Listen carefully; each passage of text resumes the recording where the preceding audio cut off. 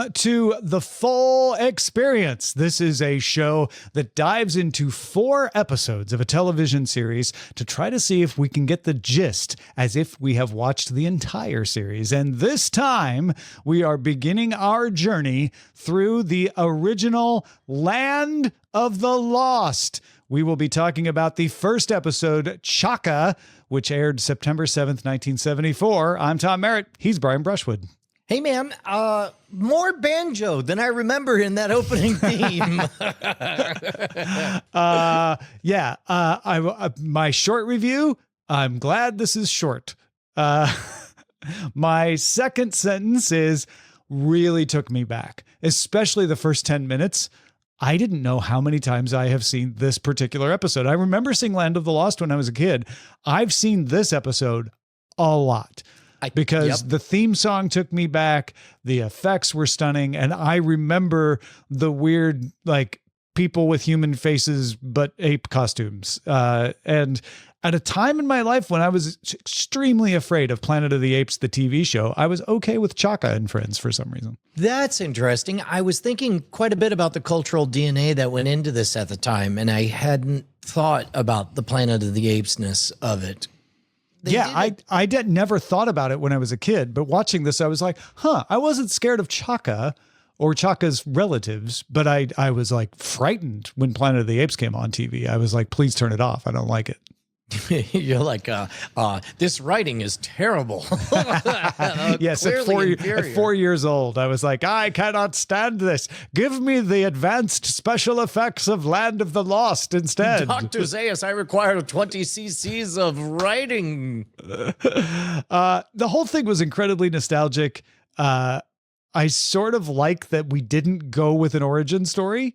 You know, They're just like, the theme song told you everything you need to know. Yeah, this is the first episode. We're not going to pretend it's not, but we're not going to go into a long thing about, them arriving and finding their way. They did that already. Now we're on to an adventure. You know what? I've eaten out on mocking the opening of Land of the Lost dozens of times, talking about like, wait, so a waterfall gets you into another world or whatever. Yes. But it turns out upon further examination, the record shows it's an earthquake and a waterfall. And they do give a nod with a couple of lines saying, did you notice that we kept falling and falling and falling like a crazy amount of time as though it was through a dark portal of some variety? Yep. Anyway, and I'm like, you know what? That's just enough. That's all mystery. We need to know. That's you did it. Address and dismiss. Move on. Yeah. I remember as a kid thinking they were in the middle of the earth, right? Because my kid brain watched it and went like, oh, they went on a waterfall into the ground. So they're underground, but there's a fake sky underground. And it's like, no, that's totally wrong. That's not what it was telling you if you pay close attention. Well, and okay. I had a bit of an epiphany. I guess we'll talk about the show itself. I would love to see a documentary or a movie, and I'm sure these exist. I want to see a fictionalized telling of the Sid and Marty Krofft story. I want to know just how many times they said yes on what budget and how high they were. And like in this case, you could tell that they knew the market was hot for a thing. Kids would love this and they would love that and they would love this and that. And then I am certain that somebody in some pitch meeting said, yeah, we can pretty much give that to you. And from a production aspect, I loved seeing creative blending of green screens with just enough stop motion. Like you got them running across the soundstage, and then very clearly they struck and then moved everything slightly different, and then had them run in the same spot again. And then they cut to about a second and a half of 7 frames of stop motion, and it kind of, and then it cut to a puppet, and I don't know how much of it is the halo of nostalgia or what, but it kind of almost worked, except for the pacing. The pacing was insufferable, and it was boring to watch. That's why I said I was glad it was 20 minutes, because after I had the nostalgia hit right? And I was like, yeah, I totally remember all of this. I had the nostalgia hit of the effects where I'm like, oh, I remember thinking these effects were amazing, which in 1974, they absolutely were, especially for daytime, kids morning television sort of thing. I kind of enjoyed watching the effects like you were describing, like, oh yeah, you know what, this kind of works if you keep it within the bounds of what we're watching. On top of that, sorry.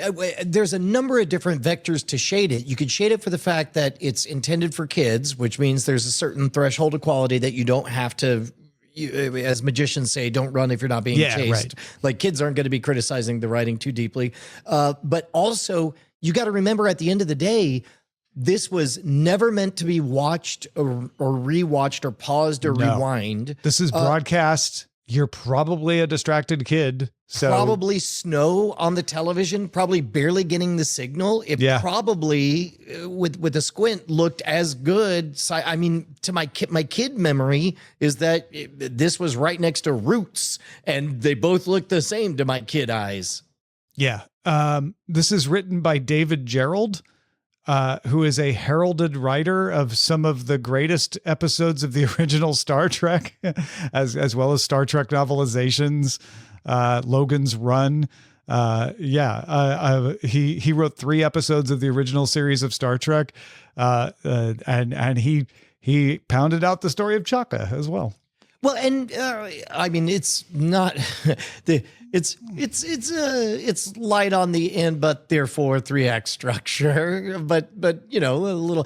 There was one thing that kind of I liked the fact that from the very first episode, the introduction of a Tyrannosaurus Rex, they give him the sobriquet of Grumpy. Yeah, but there's a familiarity to it that made me kind of like, oh, don't jab it with a stick. What was that? And then I'm like, no, he was trying to kill it. Yeah. Let's get the fly swatter, which is a huge stick that you jab into its face. Yeah. Yeah. I liked what it aimed to do. I can't speak for the execution, mainly because of the restrictions of everything from budget to the format and all that stuff. You could tell it was some kind of shaped peg in a television syndicated size hole. But to be honest, one of my favorite bits was during the credits rolling at the end, when you could tell that they're doing stuff because they can. Like, well, let's see if we can use the green screen, if we can make it look like she's riding on this Triceratops. Oh, wait, it kind of does look that way.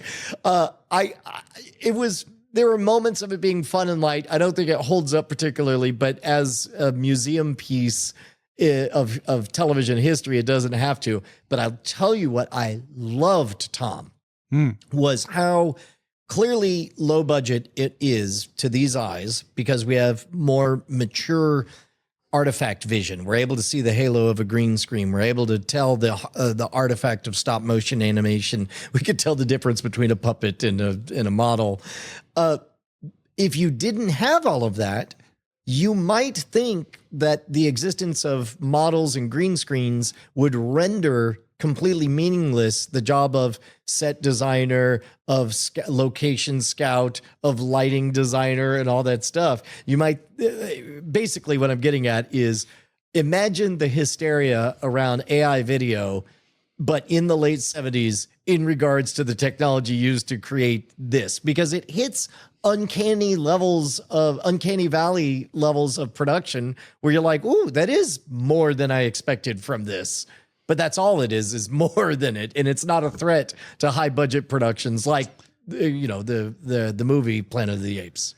Yeah. And that is something that comes to fruition 3 years later with Star Wars, right? When Star Wars comes out, you get the peak of that panic of like special effects. Will our practical effects put out of business with these special effects? Even though we actually what we call what they did in 1977 practical effects now, because they were right. It was a whole thing. Larry, by the way, is in our chat, and we got to know Larry at your weekend. Said the Crofts said yes to everything and sometimes didn't ask for permission. And most of the writers of these episodes we will find were Star Trek writers. Thanks, Larry, for passing that along.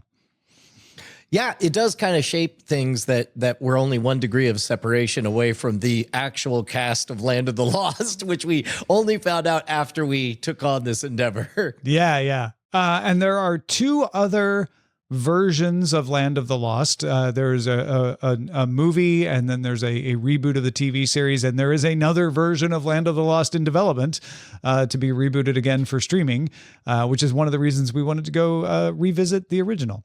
So this is the first attempt, right? Or this is certainly the first one that they decided to air. We are going to watch the highest rated version of Land of the Lost, The Stranger, which first aired October 12th, 1974. So this is just a few episodes later from Chaka that we're going to see the Stranger that was rated. I'm trying to find the rating on IMDb here. 8.1 out of 10. And we get to meet the Sleestacks finally. Yeah, that's the thing. 8.1 is the highest rated episode. This one, it's funny because we've been spoiled in that there's a survivorship bias of most of the shows that we've watched have been very high quality shows that either have or have not withstood the test of time. This one, we didn't name it because we remembered how good it was. We remembered how much we loved it. Yeah, exactly. The Stranger, also written by David Gerrold, the Star Trek writer of Trouble with Tribbles, and co-written with Walter Koenig.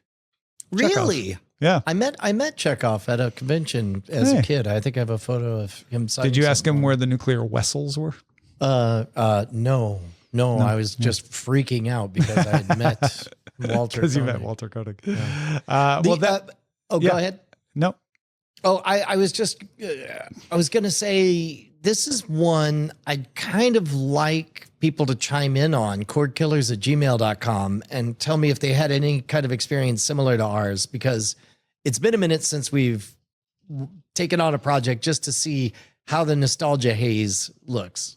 Yeah, I don't expect to really understand the story arc because there isn't meant to be a lot of one. But I'm curious if the nostalgia started to wear off before the end of this episode for me.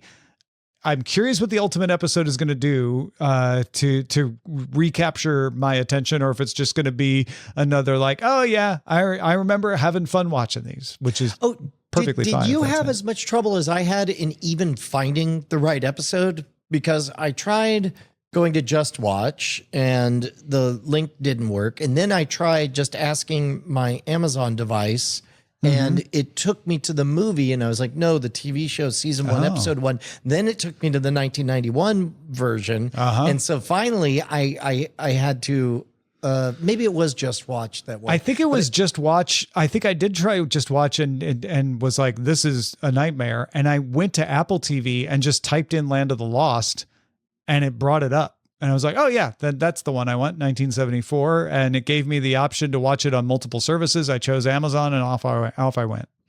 Yeah. Well, that is our discussion of Chaka, the first episode of Land of the Lost, which aired September 7th, 1974. Next time, as I mentioned, we will watch and discuss the ultimate episode, the highest rated, The Stranger, which first aired October 12th, 1974. We give these episodes first to our patrons. If you want to be first in line to get these and hear what we talk about, patreon.com/cordkillers. We'll talk to you next time.